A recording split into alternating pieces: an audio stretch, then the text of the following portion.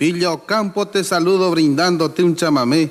Llego a ofrecerte esta vez mi homenaje más sentido, porque en tus pagos he vivido lo mejor de mi existencia, y aunque distante en mi ausencia, Villa Ocampo, no te olvido.